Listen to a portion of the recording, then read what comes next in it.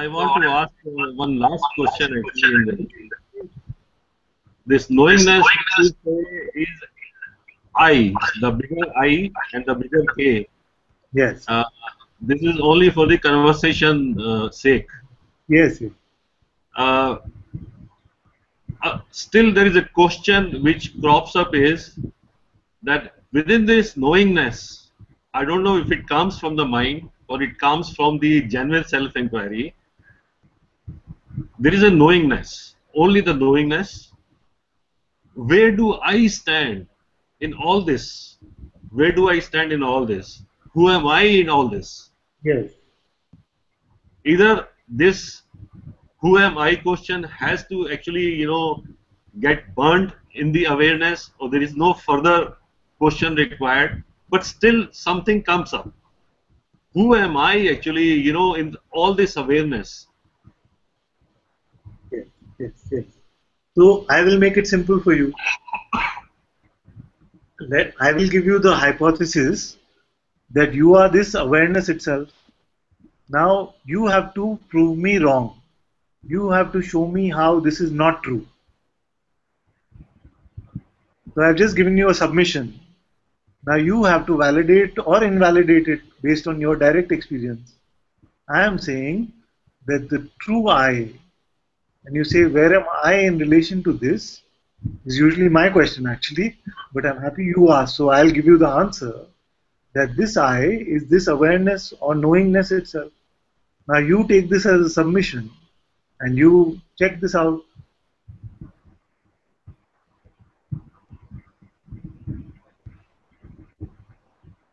In this awareness, there is no I. Yes, but you are there or no? Only if I looks into I, then I am. Okay. Otherwise, there is no I. Who knows there is no I? Okay, for the language sake, I know. Not language sake, really who knows? You I mean, see, there is only I'll tell you what the trouble is. I'll tell you what the trouble is. We yes. have got so used to using I for this body mind that now when I say that you in reality, this I in reality is awareness itself, you say there is no I here. What it means when you say there is no I here means there is no body mind functioning here, isn't it? But No, no, you are. Uh, not see? really. It's not like that. No. See, Bhagwan Krishna says, I don't know. I mean, this is in Hindi, of course. So others, uh, kindly excuse me, others, because this is in my own language. Okay. मैं सब प्राणियों में स्थित होकर अपने आप को ही भजता हूँ. Yeah. I mean, there is no separation as such. There is just one who actually is absorbed into himself, and this Yeah. absorption. When I say I, there has to be something before I. I mean, whatever you call it as a presence or awareness. When I say I, even if it is not mind and body, even if it is I am, my own existence, I am prior to existence. Because Yes. I am prior to existence actually. Because there is no existence actually. There is just no existence. I mean, to say that there is an existence itself is a kind of an expression. Yes. Yes. So that's where I was coming to next, which was that first we are so used to relating to ourselves as the body mind, and we say that in this awareness I find that there is no body mind movement. Then you say that even the sense I am at best is just an appearance within this awareness, or we can say in front of this awareness, whatever. So this awareness is untouched even by the presence or absence of I amness. Now this one I say is the real I, as Bhagwan said, it is the I from which is born the I, which he used to call the I, and Maharaj used to call the I am. You see? So this I, as Bhagwan said, remains, which is prior even to the sense of existence. You're absolutely right. You see? But this is your own direct knowing of this. It is not something just imagined or some concept from a scripture. You are having the direct insight of this, isn't it? It is not anyone else's. It is not the body minds. It is not even belonging to presence, not even belonging to consciousness.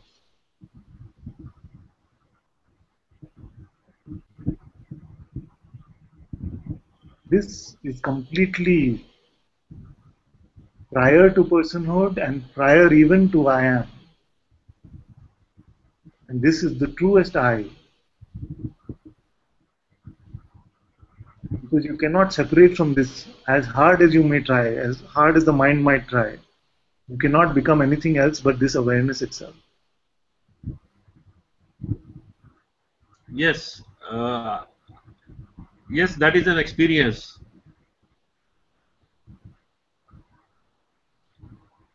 Then where is the nothingness in this? This For this awareness is no thing, isn't it? That's why even Guruji says that sometimes the mind misunderstands nothing to mean that it's a negative nothing. Actually, it is the no thing from which everything comes. so if I have this direct experience, then how is it that there is not so much clarity and there are still doubts and there are still questions? Why The why mind, are they? yeah. That's why it's very important. It's a little subtle, so all of you must pay attention to what I'm saying. The recognition of what I really am always happens in an instant. Every time we check, we ask the question, am I aware now? This recognition of my truest nature is available to us. But it doesn't always happen with this instantaneous recognition that all my conditioning gets dropped away. In fact, it happens very rarely like that, that in one recognition, all conditioning is dropped away.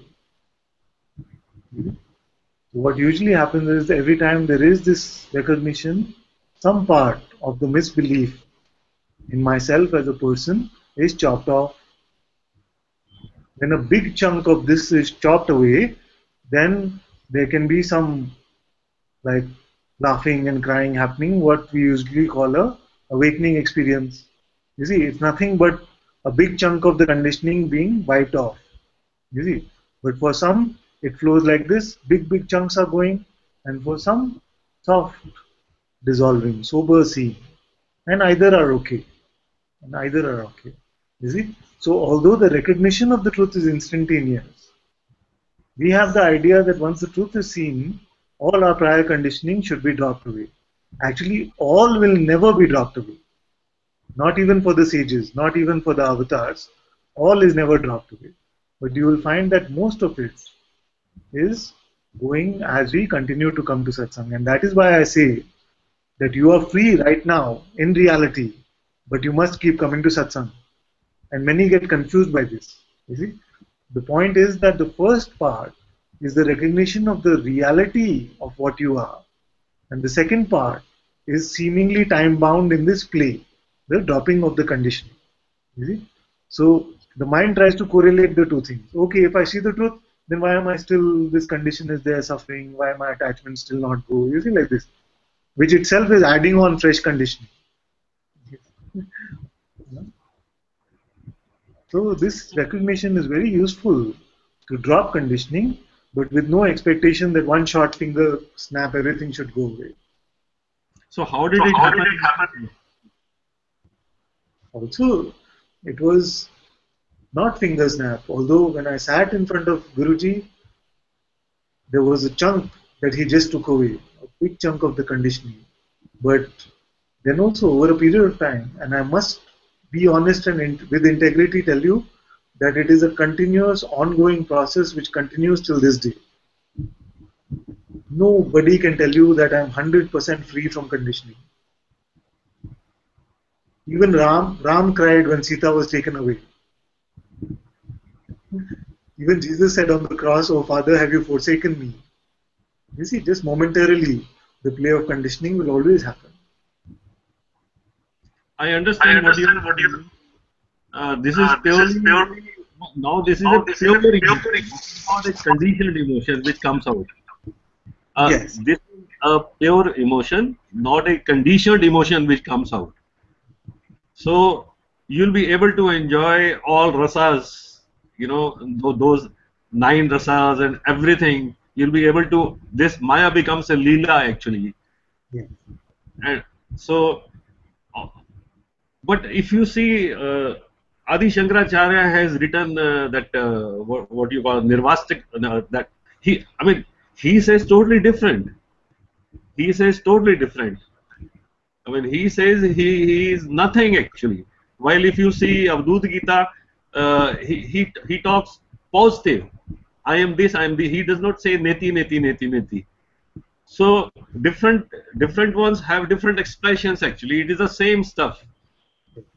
But where is the time, Ananta? I mean, the body can fall next moment. Where is the time to actually, go in a very slow process? Where is the time? the play of conditioning is also a play that consciousness is playing. So there is no need to worry about time because time and space are also in service to consciousness.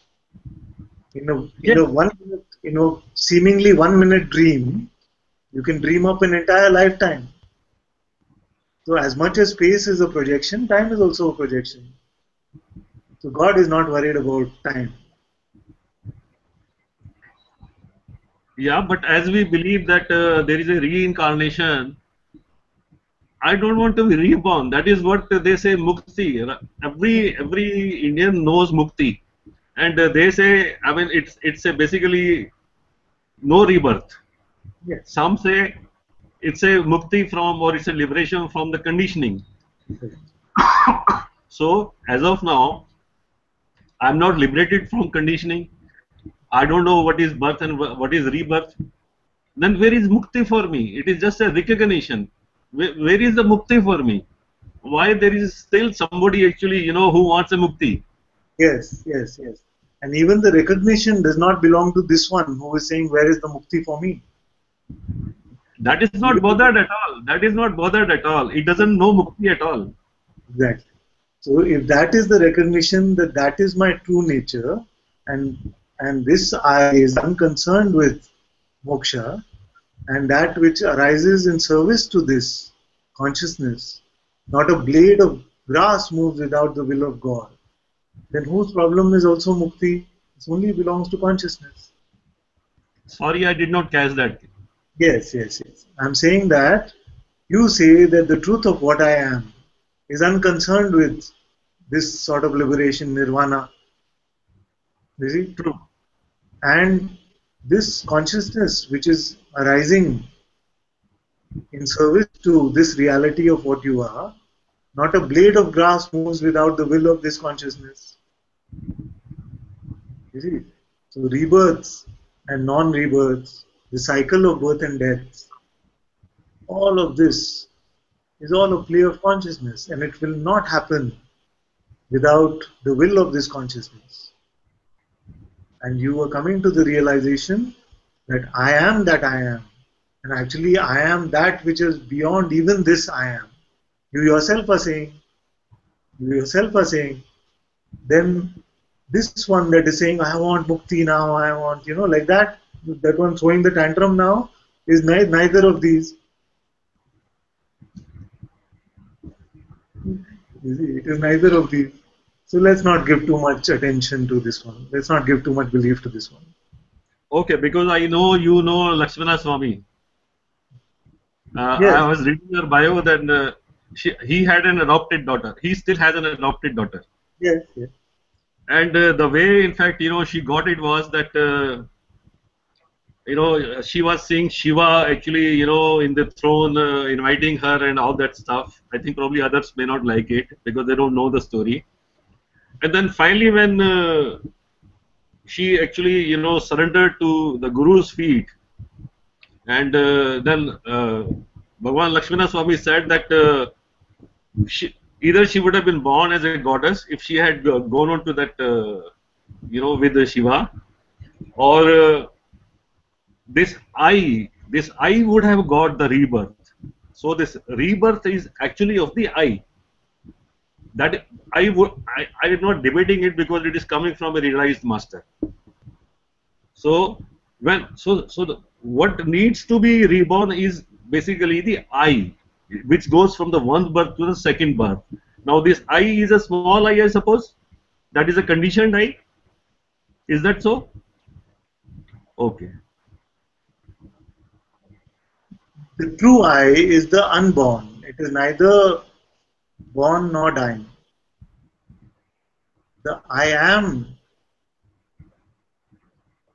is coming and going, and every coming and going actually you can call a rebirth.